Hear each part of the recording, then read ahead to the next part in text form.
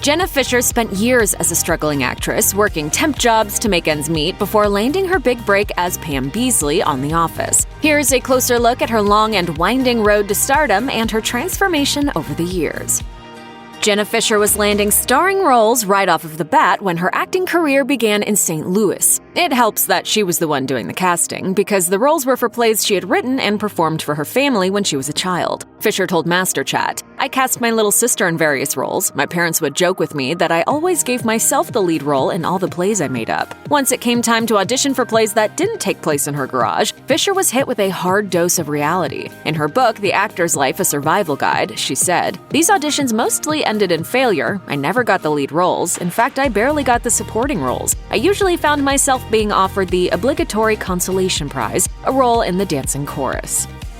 Like any other teenager, Jenna Fisher fought with her parents over what she felt were restrictive rules and kept to her room. It wasn't until her senior year, when she discovered a baby journal they kept about her, that she developed a newfound appreciation for mom and dad. Fisher told Oprah.com, "It had honestly never dawned on me that the people responsible for incarcerating me in my bedroom had once been two kids who were overwhelmed and excited about having their first baby. To see that kind of humanness in them at a time when I felt so disconnected from them was deeply affecting." Another major source of tension was when Fisher decided she wanted to move to Los Angeles after high school, but her parents stood firm that she go to college, and she's glad they did. Fisher told MasterChat, "My parents insisted I go to college, and I'm really glad I went. I don't think Hollywood is a great place for a 17 or 18-year-old kid to be figuring out who they are."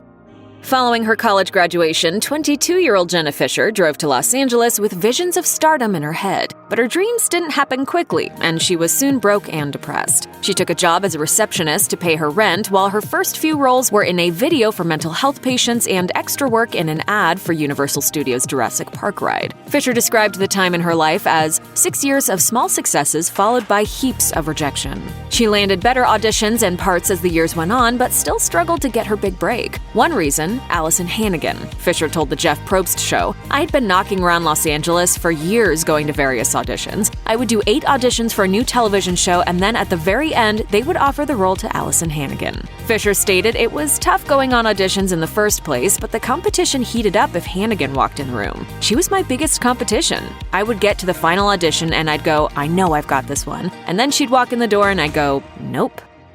Fisher was up for the role of CIA spy Sydney Bristow in Alias, which ended up going to Jennifer Garner. Fisher revealed to Entertainment Weekly that she was told she gave a great audition, but was, quote, "just not hot enough." But she doesn't think she would have been a great fit for the physically demanding role. Fisher told NPR, "When I went in for The Office, the casting director said to me, she said, 'Please look normal. Don't make yourself all pretty and dare to bore me with your audition.'" And it didn't hurt that Fisher knew a thing or two about being a receptionist after working as an administrative assistant for 7 years while waiting for her big break, which is a familiar story to all working actors. "I was at the mall and someone discovered me and now I'm a movie star." Like, those stories are fun to tell and don't ever happen.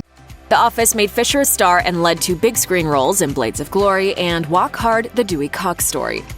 Fisher told USA Today that just when things were finally going her way, she fell down a flight of stairs at an Office cast get-together in 2007, fracturing 4 vertebrae in her back and tearing a ligament in her elbow. Unable to work out while she recovered from the accident, Fisher sulked and gave in to her junk food cravings. She spoke of how difficult it was to be incapacitated while her body healed, telling Shape, "Before the accident, I wore size 26 jeans. I was truly in the best shape of my life. Afterward, I gained 10 pounds and got flabby." Once cleared to resume normal activity, she picked herself back up and focused on her diet and exercise. Fisher returned to her pre-accident size 26 jeans and 2 years later showed off her figure on the cover of Shape, bikini and all.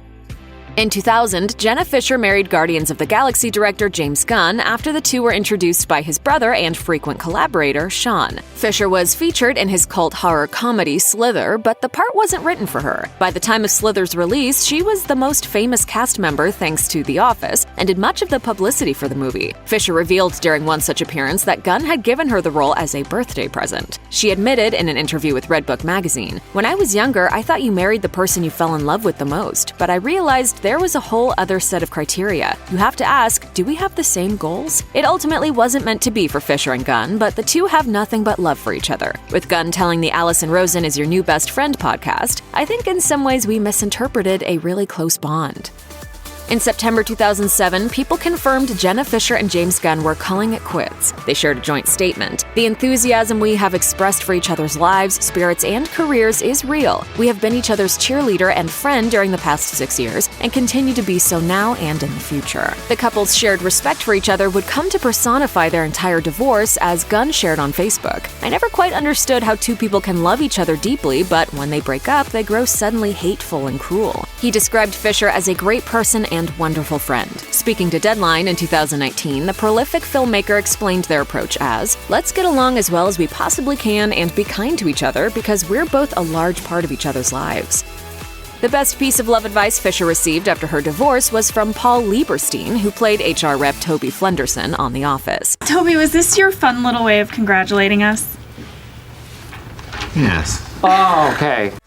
She said his talk stuck with her as she took a dip back into the dating pool. Lieberstein told her, "Finding love is not as hard as picking the right person to spend the rest of your life with." Fisher gave marriage another chance in 2010, marrying screenwriter Lee Kirk, whom she began seeing while working together on the film The Giant Mechanical Man. Fisher revealed to Redbook that they didn't jump into things right away, and there was a slow build during 6 or 7 months. In 2011, Fisher became a mother. While pregnant for the first time, she admitted to E! News that morning sickness wasn't much of an issue, but she had weird cravings. The actress noted, "In the beginning, it was a lot of macaroni and cheese and Lucky Charms. Now it's a lot of strawberries." Vulture confirmed the pregnancy would be written into The Office accordingly. That September, Fisher and her husband welcomed son Weston. Daughter Harper followed in May 2014. Although being a mom is a major part of her life, she revealed to fans on Instagram it's not all it's cracked up to be after her children billed the actress for a Mother's Day breakfast in bed. But they did throw in a copy of the New York Times for free, so it wasn't that bad of a deal. After The Office, it was back to the drawing board for Jenna Fisher. Although she was working steadily in TV and film, including the Clint Eastwood-directed The 1517 to Paris, she hadn't found nearly the same level of success as she had on The Office. Fisher found her next sitcom home in CBS's Man with a Plan, but in what ended up being a career first, she was fired in 2016 because focus groups felt there was no chemistry between her and co-star Matt LeBlanc. Fisher rebounded with a co-starring role in ABC's Splitting Up Together, but she's been finding out the hard way that Hollywood isn't going to hand her everything just because she was on a hit show. She told Parade, "I still audition for things. Sometimes I'm offered things, but if there's a role that's different from the work I've done, I have to go fight for it, and I have to audition. There's no finish line in this business." The thing Jenna Fisher takes into consideration when looking for her next project isn't the script, director, or cast, but where the production is located. Fisher told MasterChat, "Now that I have a family, I look for work that's happening in Los Angeles, #1. And Fisher has shifted her priorities in order to stay close to her husband and 2 young children, even if it means sacrificing a role that interests her. She stated, "Sometimes there's a really cool indie film with great people, but it's shooting in Louisiana for 6 weeks. As much as I would like to go create with that group of people, I can't leave my family for 6 weeks. And I can't really bring them with me because it's so expensive to relocate a family. I have a very pragmatic approach to work now." Although she said goodbye to The Office in 2013, Fisher and off-screen buddy Angela Kinsey, who played Angela Martin on the beloved sitcom, returned to Dunder Mifflin in a way with their podcast Office Ladies. The New York Times noted it was an instantaneous hit, garnering thousands of positive reviews off the back of its first episode. The duo discusses all things Office on the show, sharing everything from behind-the-scenes tidbits to their desire for a reboot. Fisher admitted the idea came from their co-star Rainn Wilson, who frequently told the duo they should be fronting their own talk show. As Fisher revealed, "We have dreamed for many years of one day taking over the 4th hour of the Today Show. That was what morphed into the idea of a podcast. We wanted to be storytellers and tell our stories out loud." She told Entertainment Weekly that their time recording together is sacred, and they have to ensure to always carve it out no matter what else is going on in their lives. We've been wanting to work together for a long time, and we finally had a conversation where we said, okay, let's make the space for this.